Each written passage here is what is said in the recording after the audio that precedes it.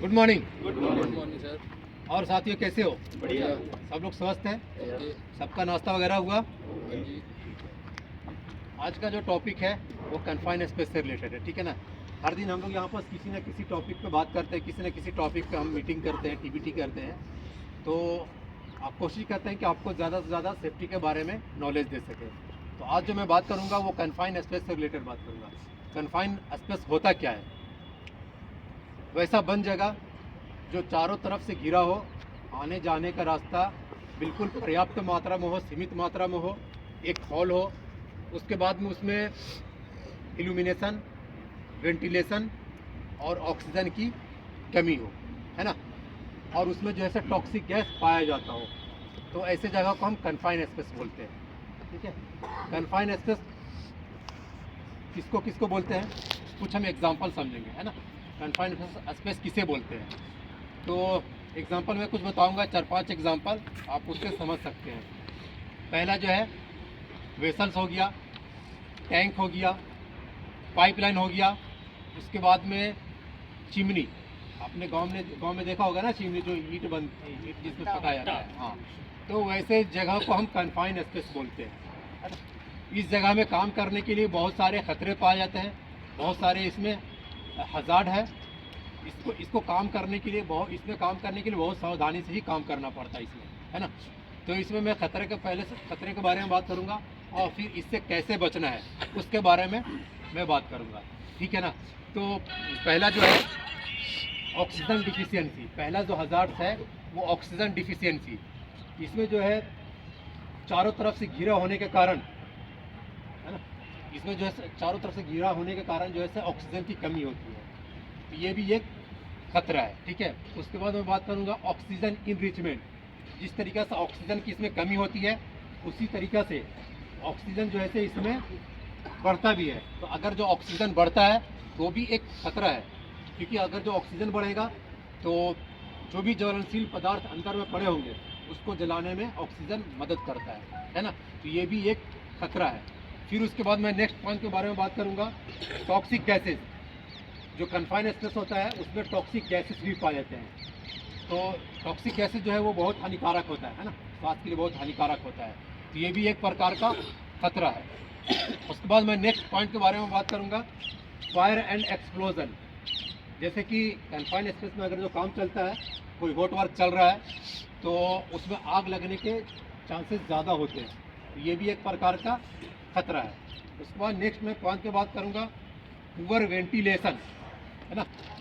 जैसा कि आपको बताया कि कन्फाइन स्पेस जो होता है वो चारों तरफ से बंद होता है ना, चारों तरफ से बंद होता है, तो इसमें से जो है इसमें पुअर वेंटिलेशन का सामना करना पड़ता है, तो ये भी एक प्रकार का खतरा है, ठीक है। उसके बाद मैं नेक्स्ट पॉइंट के बारे में बात करूंगा, पुअर इल्यूमिनेशन।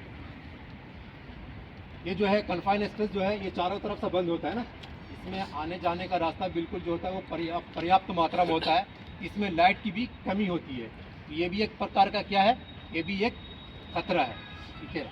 उसके बाद मैं नेक्स्ट पॉइंट की बात करूंगा, इम्प्रॉपर एक्सेस एंड इग्रेस। जैसा कि आपको बताया कि ये जो है बिल्कुल बंद होता है, इसमें आने जाने का रास्ता जो होता है वो बिल्कुल पर्याप्त मात्रा में होता है। बिल्कुल एक हॉल होता है, छोटा सा हॉल होता है, उसी हॉल के अंदर उसमें जाना पड़ता है ना।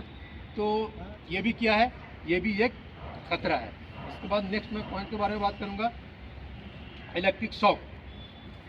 जैसे कि कन्फाइन स्पेस में जो होता है वो जगह जो होता है वो बिल्कुल कम होता है ना, तो इसमें जो है इलेक्ट्रिक शॉक का भी लगने का चांस होता है, इलेक्ट्रिक शॉक होने का भी चांस होता है, ये भी एक प्रकार का खतरा है। उसके बाद मैं नेक्स्ट पॉइंट की बात करूंगा, एक्सट्रीम टेम्परेचर। जैसे ये कन्फाइन स्पेस जो होता है ना, ये बंद होता है, बंद होने के कारण इसमें जो है टेम्परेचर भी बढ़ता है, तो टेम्परेचर बढ़ना भी क्या है, एक खतरा है ना। तब हम जो हज़ार्ड्स के बारे में हमने बात किया, हज़ार्ड्स के बारे में हमने बताया, अब हम आगे इसका बात करेंगे, इसका बचाव क्या है, इसके लिए हमें प्रिकॉशन क्या लेना है, इसमें काम करने से पहले आदमी को क्या क्या प्रिकॉशन ले करके ही काम करना है, ठीक है। तो पहला जो है वो कन्फाइन स्पेस एंट्री परमिट है ना। अगर जो कोई भी आदमी कन्फाइन स्पेस के अंदर काम करने के लिए जा रहा है, तो उसके अंदर जो है सबसे पहले परमिट का होना बहुत ज़रूरी है, ठीक है। अगर जो परमिट नहीं है तो कोई भी बिना परमिट के अंदर नहीं जाएगा, सबसे पहले उसका परमिट होना जरूरी है। फिर उसके बाद में नेक्स्ट जो है पॉइंट है वो gas testing should be done. उसके अंदर जो है से हानिकारक टॉक्सिक गैस पाए जाते हैं, कन्फाइन स्पेस के अंदर जो है हानिकारक टॉक्सिक गैस पाए जाते हैं, तो उसमें जो है गैस टेस्टिंग होना ज़रूरी है। वो गैस टेस्टिंग कौन करता है? AGT एक होता है, authorize AGT, authorize gas testing tester. वो जो है उसके पहले जा करके वहाँ पर ऑक्सीमीटर के द्वारा जो है वो गैस को टेस्ट करता है उसमें। अगर जो गैस उसमें नहीं है तो आदमी उसमें काम करने के लिए जाएगा, है ना?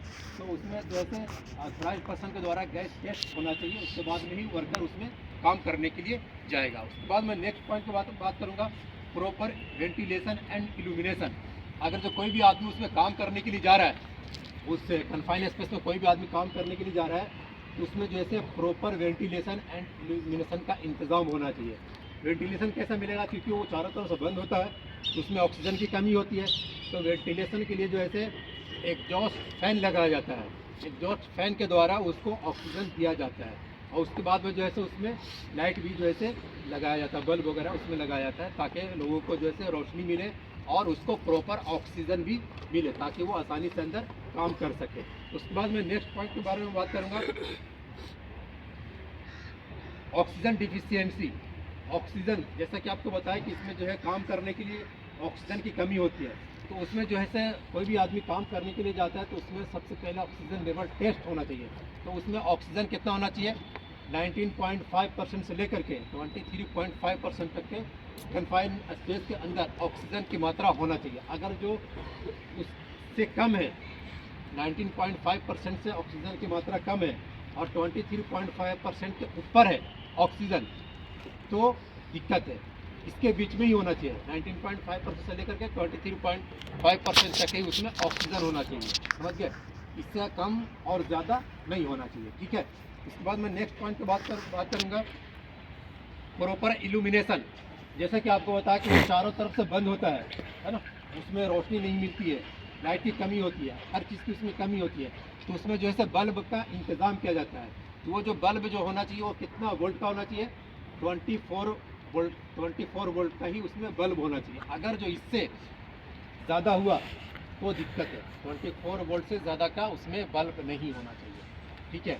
उसके बाद मैं नेक्स्ट पॉइंट में बात करूँगा, train worker and fire watcher. अगर जो कोई भी वर्कर उसमें कन्फाइन स्पेस में काम करने के लिए जा रहा है, तो जो वर्कर जो होना चाहिए वो बिल्कुल ट्रेन होना चाहिए। ऐसा नहीं कि कोई भी वर्कर जाकर उसमें काम करने लगा, ऐसा नहीं।